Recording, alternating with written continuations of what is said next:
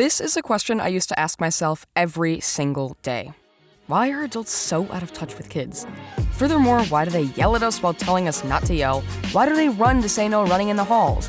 Why do they refuse to hear our side of the situation and instead lecture us incessantly? Why do they say, "Because I said so"? Look, adults, as weird as it sounds, were once kids. They may have lived with the dinosaurs in their time and used strange devices like pagers and, MP3 players, was it? And they made the same pact to themselves that we make to ourselves all the time. When I get older, I'm not going to be like that. Except they failed. And chances are, you will too.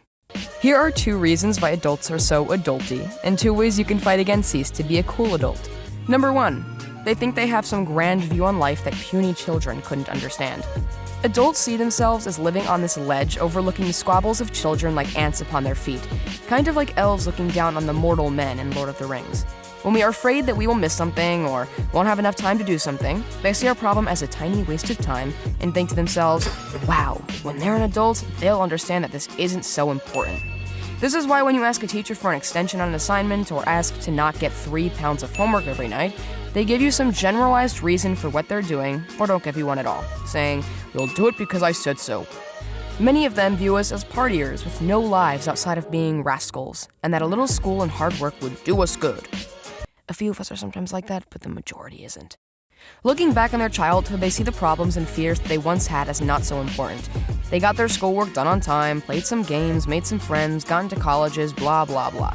So, as a result of this, they see our problems the same way, thinking that everything will work itself out in the end when we are stuck fending for ourselves. A great way to counteract this problem is to write a journal or keep a video diary. By explaining your problems in first person, it'll help you as you get older to remember the struggles you once went through. But this won't fix everything. I recommend, and this is hard, constantly staying awake in who you are as a person. No, I don't mean never sleep again, I mean stay conscious of yourself. Don't lose yourself and watch weeks go by without ever being present. A great way to do this is to not play video games. Look, the occasional game is fun, but video games make time go by 1,000,000 miles an hour, and you end up feeling unfulfilled afterward. Instead, notice how you are acting, how you are feeling. Remember how annoying it is when adults say stupid stuff and make your stress and anger seem pointless. That is my 3rd suggestion for reason number 1. Remember, and maybe write it down. Number 2, adults seek power, unfortunately. As you get older, you are constantly told that you need power to succeed. Power in a job makes you money, and money in life apparently makes you happy, or so they think.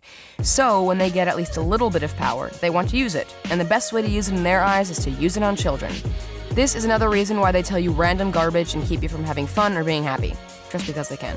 Of course, sometimes there are reasons, but a lot of the time there aren't. Even you can relate to this.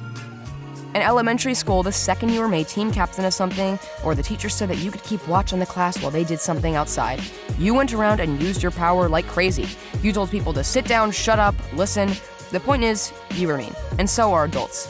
Except that power only lasted for about 10 minutes for you, while adults live with it and have gotten used to it.